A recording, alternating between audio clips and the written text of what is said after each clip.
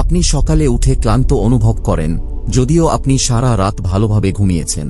আপনি ভারী, মন অস্থির এবং আল্লাহর সাথে সংযোগ বিচ্ছিন্ন মনে করেন। নামাজে মনোযোগ দিতে পারছেন না, আপনার দোয়া মনে হয় উত্তর পাচ্ছে না। মানুষ আপনার বিরুদ্ধে কোনো কারণ ছাড়াই ঘুরে দাঁড়ায়, আর অন্তরের গভীরে একটা অস্বস্তি কাজ করে, কিন্তু বুঝতে পারছেন না সমস্যাটা কোথায়। আমি আপনাকে একটি কথা বলি যা বেশিরভাগ মানুষ আপনাকে বলবে না।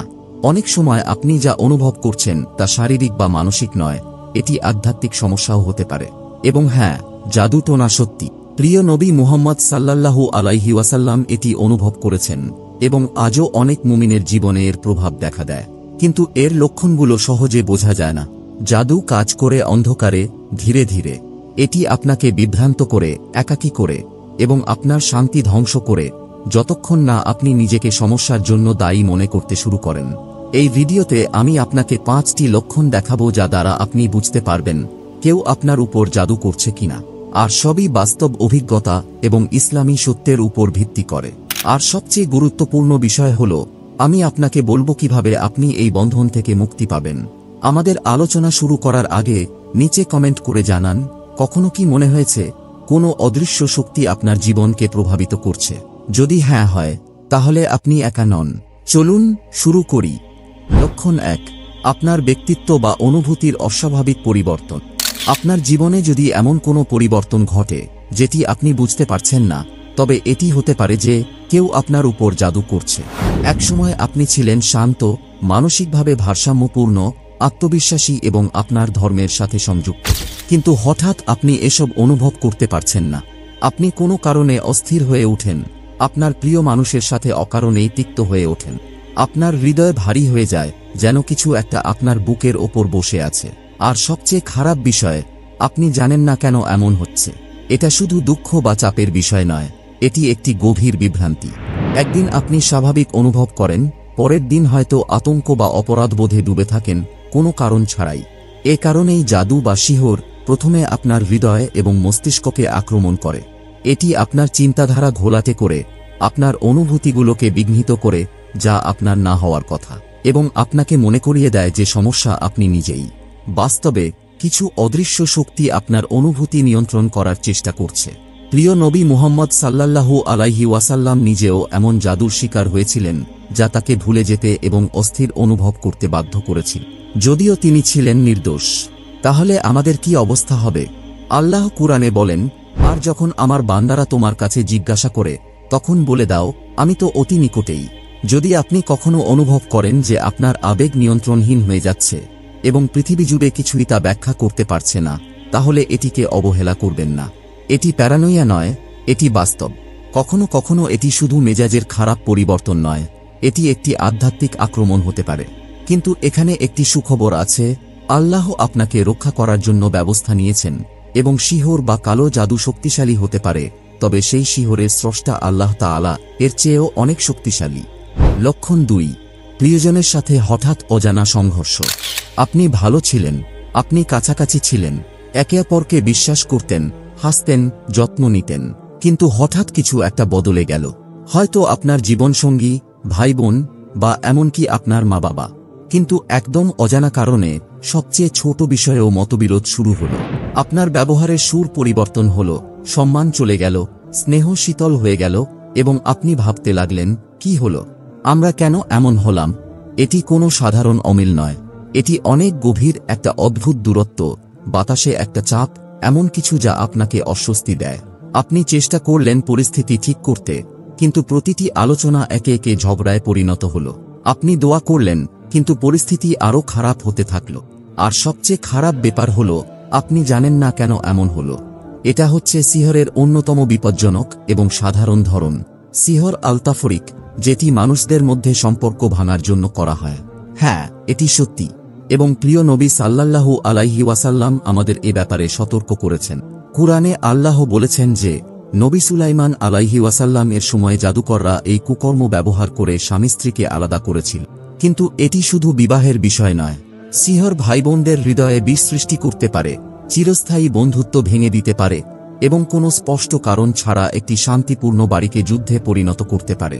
তাহলে যদি আপনার সাথে এমন হয়, যদি কাছের মানুষটির সাথে হঠাৎ দূরত্ব, শীতলতা বা অবিরাম কলহ লেগেই থাকে আর কোনো সমাধানই কাজ না করে, তবে বুঝবেন এটি শুধু মানসিক বিষয় নয়, এর পেছনে কোনো অদৃশ্য শক্তি কাজ করতে পারে।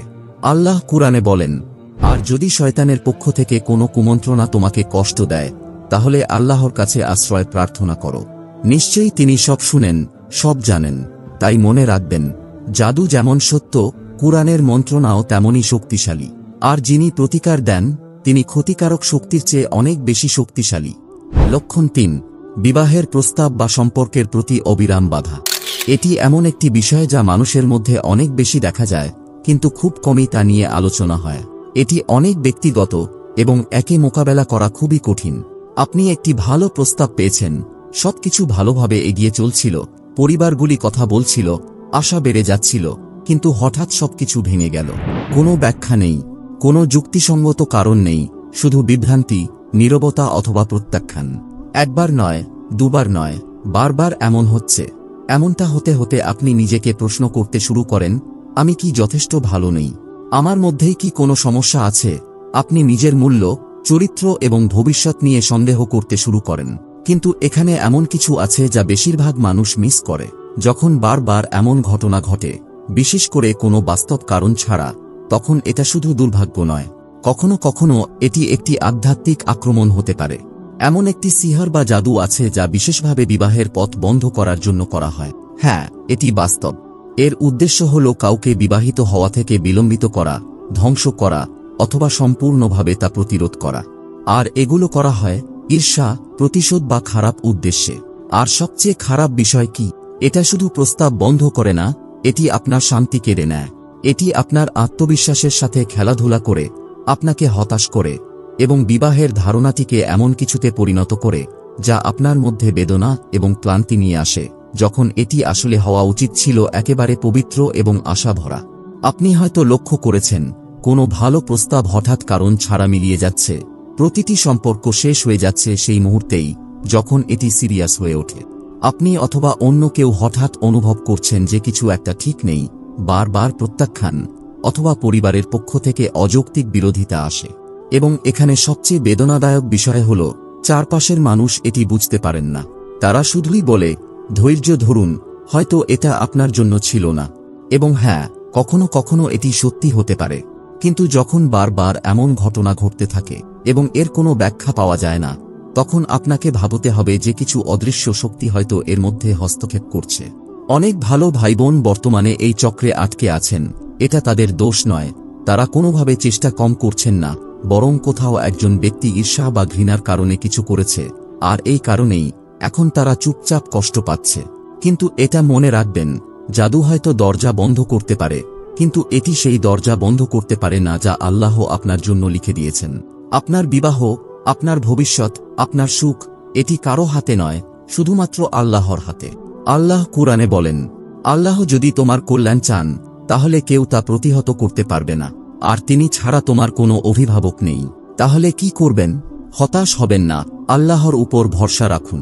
নিয়মিত আয়াতুল কুরসি ও সূরা বাকারার শেষ 2 আয়াত পড়ুন। সকাল সন্ধ্যা মাসনুন দোয়া ও ইস্তেগফার করুন। হিংসার হাত থেকে বাঁচতে গোপনে দান করুন। সুতরাং যদি আপনি এই ধরনের বাধার সম্মুখীন হন, আশা হারাবেন না।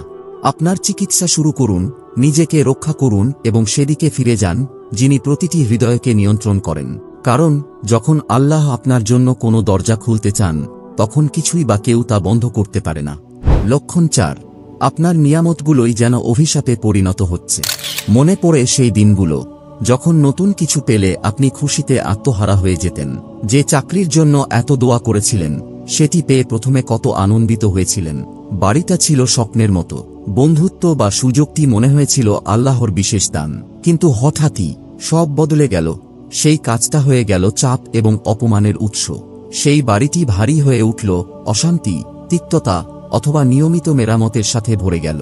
এবং সেই প্রিয় বন্ধু, সে এখন আপনার কাছে এক অচেনা মানুষ। এবং আপনি ভাবতে শুরু করেন, আমি কি ভুল করেছি? আমি কি কৃতজ্ঞ ছিলাম না, নাকি অন্য কিছু হচ্ছে? এখানেই সিহর বা জাদু ভয়ঙ্করভাবে বাস্তব হয়ে ওঠে। কারণ আধ্যাত্মিক ক্ষতির একটি লক্ষণ হল, বিশেষত যখন সেটা ঈর্ষা বা খারাপ উদ্দেশ্য থেকে আসে, তখন আপনার নিয়ামতগুলো ধীরে ধীরে বিষাক্ত হয়ে যেতে থাকে। এটি শারীরিকভাবে নয়, কিন্তু মানসিকভাবে আধ্যাত্মিকভাবে, অভ্যন্তরীণভাবে। যা আপনি একসময় ভালোবাসতেন তা এখন হয়ে দাঁড়ায় বোঝা। যা আপনাকে শান্তি দিত তা এখন আপনাকে উদ্বেগ দেয়। যা আপনাকে প্রাণবন্ত করত এখন তা শূন্যতা দেয়। এবং সবচেয়ে কষ্টদায়ক বিষয়, আপনি জানেন না কেন। কোনো স্পষ্ট কারণ নেই, কোনো স্পষ্ট ব্যাখ্যা নেই, শুধু ধীরে ধীরে সবকিছু নষ্ট হয়ে যাচ্ছে। এটি কোনো সাধারণ ঘটনা নয়, এটা কখনোই কাকতালীয় নয়। অনেক রুকিয়া কেস স্টাডিতে দেখা গেছে জাদু ঠিক এভাবেই কাজ করে। সিহর বা জাদু আপনার যা কিছু আছে তা এক রাতেই ধ্বংস করার উদ্দেশ্যে নয়। এর উদ্দেশ্য হল আল্লাহর নিয়ামতগুলোকে বোঝা বানিয়ে দেওয়া, যাতে আপনি হতাশ হয়ে পড়েন, বিষণ্ণতায় পড়েন এবং অবশেষে সেই নিয়ামতের মূল উৎস আপনার বিশ্বাস থেকে বিচ্ছিন্ন হয়ে যান। কিন্তু মনে রাখবেন, আল্লাহর দেওয়া জিনিস কখনোই প্রকৃত অর্থে নষ্ট হয় না। যদি আপনার নিয়ামতগুলো বিষাক্ত হয়ে উঠছে, তাহলে নিজেকে প্রশ্ন করুন, কেউ কি আল্লাহর দেওয়া জিনিসে হস্তক্ষেপ করছে? কারণ যদি আপনি এমন অনুভব করেন যে আপনার জীবন অন্ধকার হয়ে যাচ্ছে, যদিও আপনি যা একসময় দোয়া করেছিলেন তা পেয়েছেন, তাহলে তা অবহেলা করবেন না। সেই দুঃখ যা আপনি ব্যাখ্যা করতে পারেন না, হয়তো তা দুর্বলতা নয়, হয়তো এটি হতে পারে আধ্যাত্মিক আক্রমণ। আর সমাধান হল নিয়ামতগুলো ত্যাগ করা নয়, বরং সেগুলোকে সুরক্ষিত করা। লক্ষণ ৫। আপনি সবকিছু চেষ্টা করেছেন কিন্তু কিছুই কাজ করছে না। এই অবস্থাটি সবচেয়ে কঠিন, যখন আপনি সবকিছু চেষ্টা করেও দেখেন কোনো ফল পাচ্ছেন না। আপনি দোয়া করেছেন, রুকিয়া শুনেছেন, কুরআন পড়েছেন, আলেমদের সাথে কথা বলেছেন, আপনি যা যা বলা হয়েছিল সবকিছু করেছেন, কিন্তু তবুও সেই কষ্ট চলে যাচ্ছে না। সেই বিভ্রান্তি বারবার ফিরে আসে। সেই অন্ধকার আপনার বুকের উপর ভারী হয়ে বসে থাকে, যা অন্য কেউ দেখতে পায় না। আপনি নিজেকে এমন প্রশ্ন করতে শুরু করেন যা আপনি উচ্চারণ করতে চান না। আমি কি অভিশপ্ত? আমি কি কিছু ভুল করেছি? কেন আল্লাহ আমাকে সাহায্য করছেন না? কিন্তু এখানে এমন কিছু আছে যা বেশিরভাগ মানুষ তাদের সবচেয়ে খারাপ অবস্থায় ভুলে যায়। সেটা হলো আল্লাহ সবসময় আপনাকে সাহায্য করছেন, এমনকি যখন আপনি মনে করেন আপনি ডুবে যাচ্ছেন, যখন প্রতিটি সমাধান ব্যর্থ হয়ে যায়, যখন চারপাশের মানুষ আপনাকে দোষারোপ করে, অথবা আপনাকে এগিয়ে যাওয়ার পরামর্শ দেয়, অথবা মনে করে আপনি এসব কল্পনা করছেন। তখন মনে রাখবেন, আল্লাহ সবকিছু দেখছেন। হয়তো আপনি শাস্তি পাচ্ছেন না, হয়তো আপনাকে রক্ষা করা হচ্ছে, হয়তো এই বিলম্ব, এই পরীক্ষা, এই নীরবতা এই জন্যই যে আল্লাহ চান আপনি শুধুমাত্র তাঁর উপর নির্ভর করুন, পদ্ধতিগুলোর উপর নয়, মানুষদের উপর নয়, রুকিয়ার উপর নয়, শুধুমাত্র আল্লাহর উপর। প্রিয় নবী সাল্লাল্লাহু আলাইহি ওয়াসাল্লাম নিজেও জাদুর শিকার হয়েছিলেন, কিন্তু তিনি নিজেকে দোষারোপ করেননি। তিনি প্যারানোয়াতে পড়েননি। তিনি আল্লাহর দিকে ফিরে গিয়েছিলেন, কুরআন পড়েছিলেন এবং পুরোপুরি আল্লাহর উপর ভরসা করেছিলেন, যিনি কখনো তাঁর বান্দাকে ব্যর্থ করেন না। তাহলে যদি আপনি সবকিছু করেন কিন্তু কিছুই কাজ করছে না, তাহলে হতাশ হবেন না।